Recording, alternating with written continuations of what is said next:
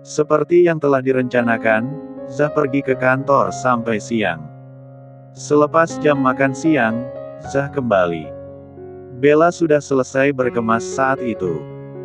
Bella juga sudah berpamitan pada ibunya. Ingin rasanya Bella mengajak ibunya, tapi apa daya sang ibu tidak mau. Bella pun merelakan hal itu. Mungkin memang ibunya tidak ingin meninggalkan pusara ayahnya. Bella tahu itu, bahwa ibunya tidak mau berjauhan dari ayahnya sekalipun mereka telah terpisahkan oleh maut.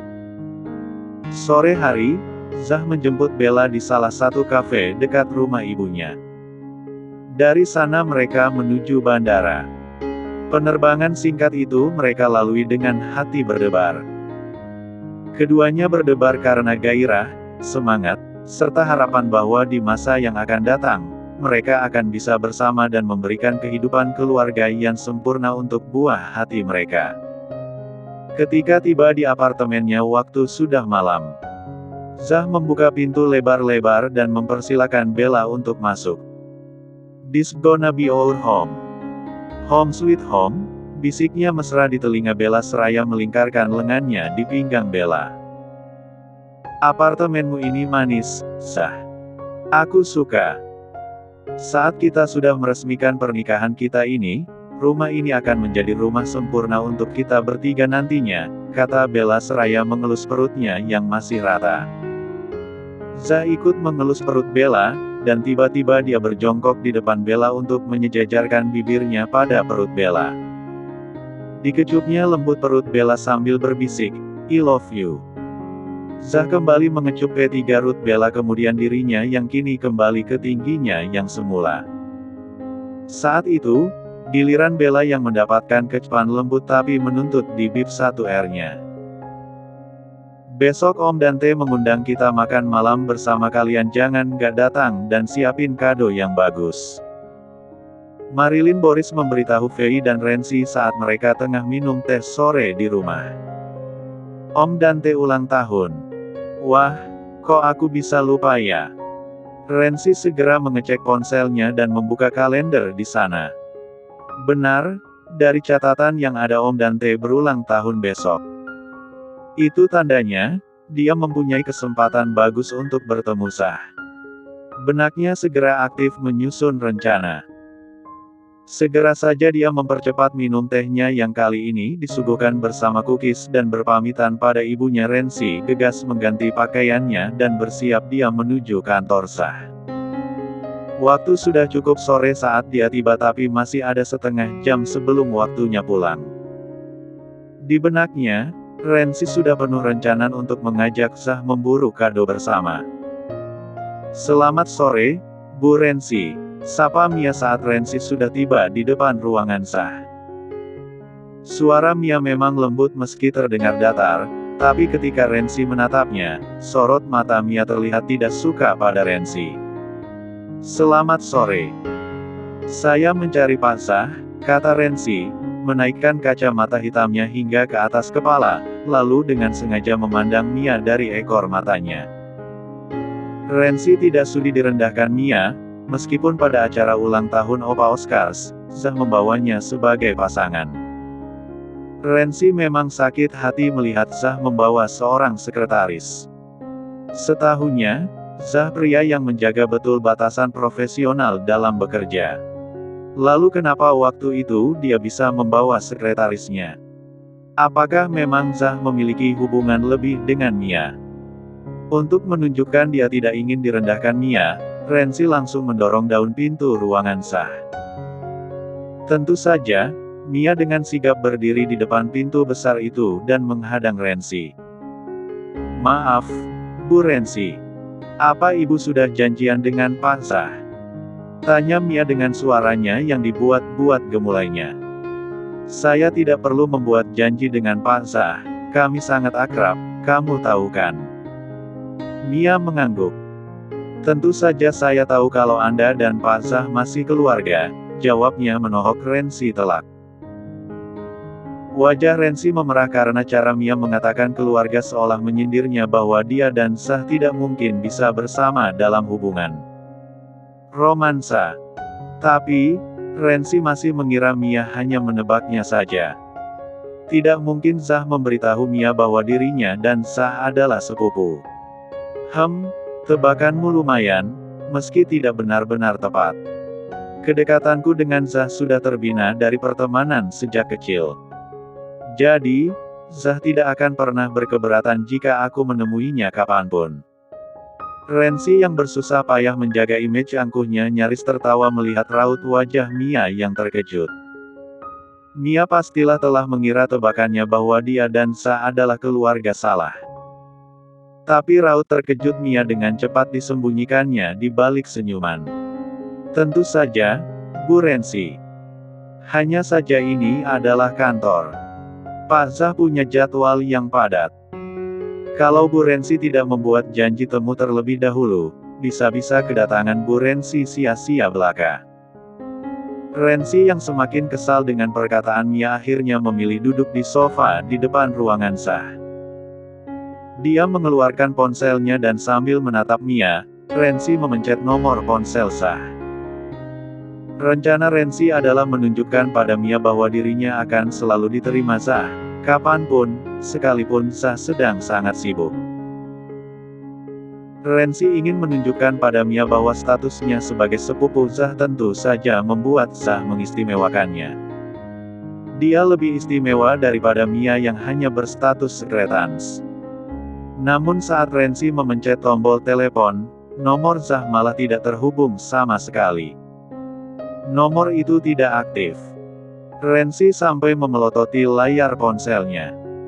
Dari tempatnya, Mia terlihat menatapnya penuh kemenangan.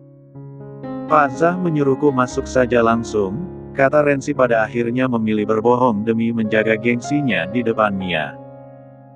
Itu yang tertulis di pesannya barusan, kila Renzi lagi saat raut tak percaya tertayang di wajah Mia. Senyum sinis tersungging sejenak di wajah Mia bersamaan dengan kilat matanya yang marah. Tapi akhirnya, Mia berkata dengan sopan. Silakan kalau begitu, Bu Renzi. Dengan langkah angkuh dan raut wajah yang dia tinggikan, Renzi memasuki ruangan Zah. Begitu masuk dan pintu menutup, Renzi terkejut melihat ruangan itu kosong. Tidak ada Zah di sana, lampu ruangan juga terlihat redup. Hanya ada lampu tengah yang menyala dan itu tidak seberapa terangnya. Meja kerja Zah tampak rapi. Begitupun dengan lainnya layar laptop juga tampak mati. Renzi pun bergegas keluar untuk menemui Mia. Dia kesal sekali karena wanita itu sepertinya mempermainkannya. Di mana Zah? Tanya Renzi pada Mia. Maaf, Bu Renzi. Pak Zah masih belum kembali sejak dari makan siang tadi. Apa? Kenapa kau tidak memberitahuku? Kenapa kau bersikap seolah-olah Pak Zah ada di ruangannya? Pekik Renzi marah. Mia menyembunyikan senyuman senangnya. Maaf, kupikir Pak Zah bisa beritahu sendiri pada Bu Renzi lewat pesannya atau setidaknya, Anda bisa menanyakannya terlebih dahulu pada Pak Zah saat berchat ria. Mendengar itu, Renzi memerah wajahnya. Dia benar-benar marah dan merasa telah dipermainkan oleh Mia. Gadis itu bahkan berani menyindirnya. Dengan mendengus kesal, Renzi meninggalkan Mia. Hentakan tajam dari sepatu hak tingginya terdengar membahana di ruangan itu. Hah? Kau pikir kau siapa mau dengan enaknya bertemu Zah tanpa buat janji? Gerutu Mia sebelum dia kembali mengerjakan berkas-berkasnya. Sedangkan Renzi sudah kembali ke mobilnya. Dia duduk di balik kemudi dengan hati yang sudah panas karena marah. Meski begitu, salah satu sudut benaknya mempertanyakan kenapa Zah tidak mengaktifkan nomornya. Renzi mencoba menelepon Zah lagi. Nomor itu masih tak terhubung. Menimbang sana-sini, akhirnya Renzi memutuskan untuk ke penthouse Zah karena sudah menjelang malam, bisa jadi Zah saja langsung pulang.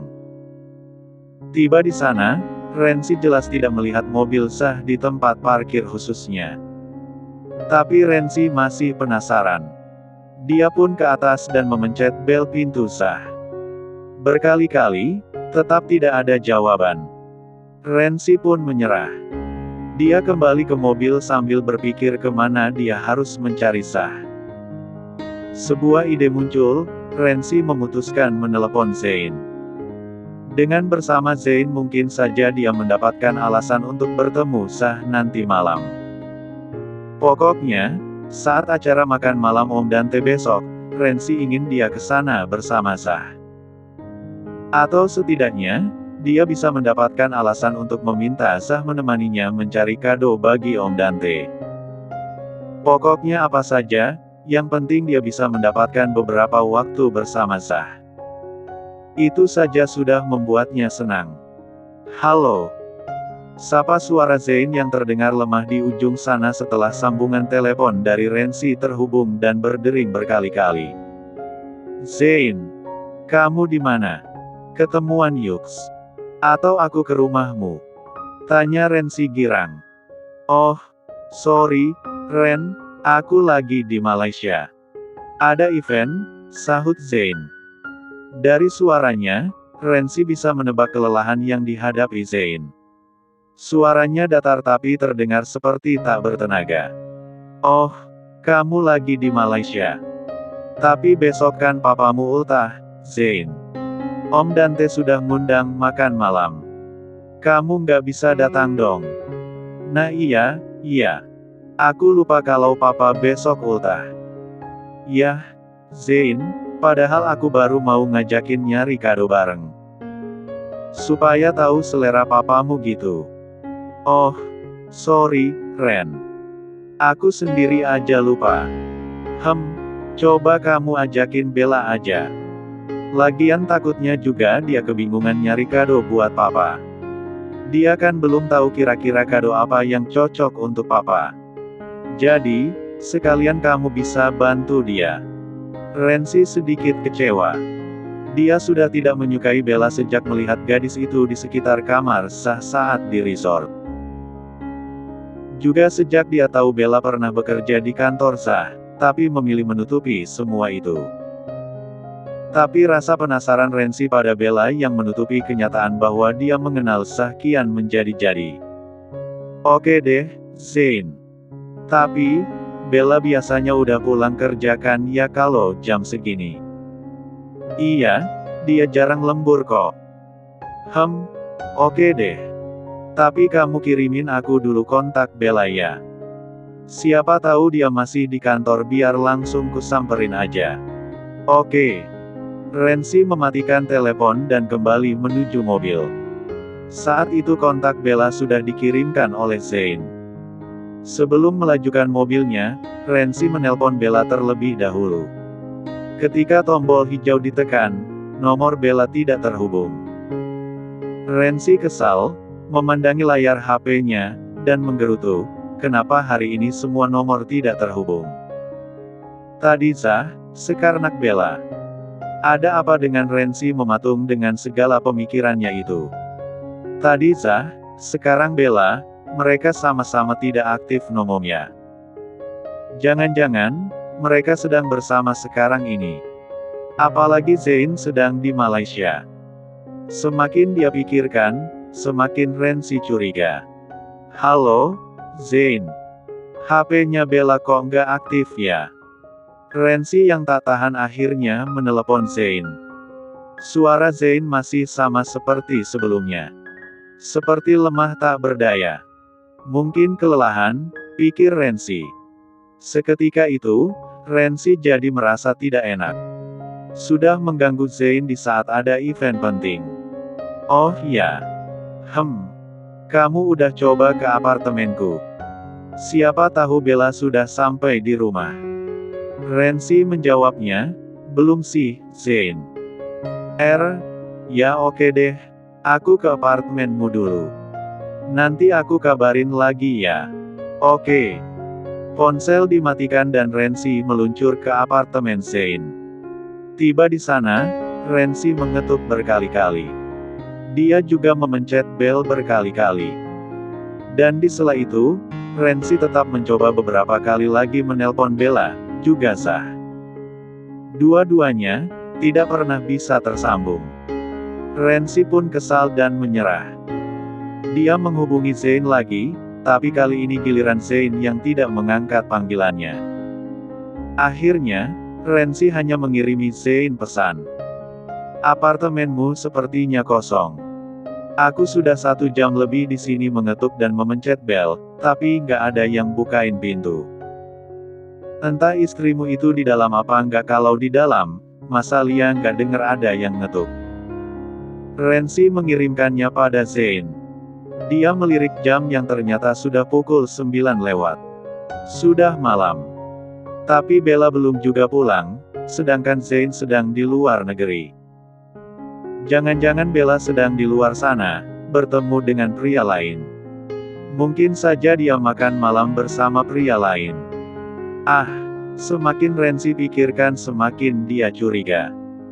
Dan semakin dia curiga, semakin Renzi ingin membuktikannya sendiri. Dia pun memutuskan untuk ke mobil dan mengamati kapan Bella pulang. Entah kenapa, kecurigaan Renzi pada Bella semakin menjadi. Meskipun saat ini kecurigaan itu tidak terhubung pada Zah, tapi Renzi mengira Bella pulang terlalu larut, pastilah dia sedang bersama lelaki lain. Bisa jadi mereka menganggap itu sebagai pertemanan. Tapi Renzi merasa dia harus membuktikannya sendiri. Apa sebenarnya yang Bella lakukan dan bersama siapa, di saat Zain sedang tak di sampingnya. Dalam bayangan Renzi, Bella akan pulang larut malam dengan seorang pria yang mengantarnya. Jika sudah begitu, dia sudah tentu akan melaporkannya bukan hanya pada Zain tapi juga pada Opa Oscars dan keluarga besar Hemingway.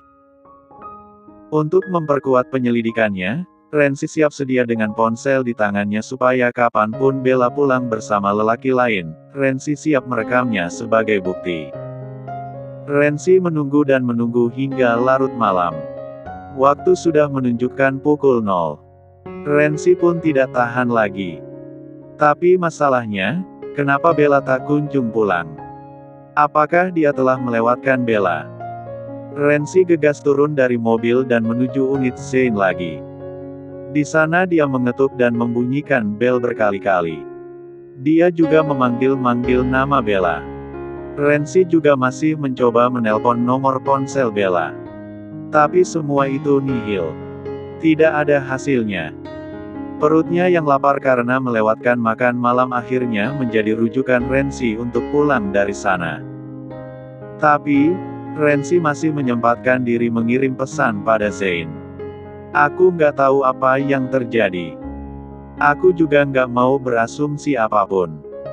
Tapi, aku masih di depan penthouse-mu dan sedari tadi aku nggak melihat Bella pulang. Aku balik menggedor pintu rumahmu, tapi tetap nihil hasilnya. Zain, istrimu itu sepertinya nggak pulang malam ini. Setelah mengirim pesan, Renzi membeli makan malamnya. Kemudian dia pulang ke rumah. Ketika sampai di rumah, Renzi penasaran akan respon Zain. Hatinya merasa tidak enak pada Zain. Bagaimana jika pesannya itu membuat Zain kepikiran? Diraihnya ponsel dan diceknya. Ternyata Zain sudah membalas pesannya. Sorry, Ren, aku lupa beritahu. Bella sudah berangkat ke Singapura untuk melanjutkan S2. Renzi membacanya dan semakin kesal. Kenapa aneh sekali kalau memang begitu, kenapa Zain tidak memberitahunya dari tadi? Renzi membalasnya lagi, Bella ke Singapura untuk lanjut S2. Kenapa nggak kamu temani, Zelen? Kenapa juga kamu nggak bilang dari tadi? Aku kan jadi sia-sia nungguin dia di depan penthouse-mu. Zain kembali membalas, sorry, Ren. Tadi lagi sibuk bariget. Aku sampai lupa kalau Bella sudah berangkat. Kupikir masih besok dia berangkat. Minggu depan sebelum aku balik Jakarta aku akan hampiri dia di Singapura. Tolong kamu kasih tahu mama papaku, ya, kalau aku sama Bella nggak bisa hadir di ultah papa besok. Thanks. Renzi berdecak kesal lagi setelah membaca pesan dari Zain. Sungguh aneh masa bisa lupa kapan istri sendiri berangkat ke luar negeri. Lagi pula, Sudah menikah kenapa harus pakai kuliah lagi di tempat yang jauh pula? Pernikahan jadi harus LDR. Aneh sekali. Meski begitu, Rensi menyimpan segala keanehannya ini di dalam hatinya.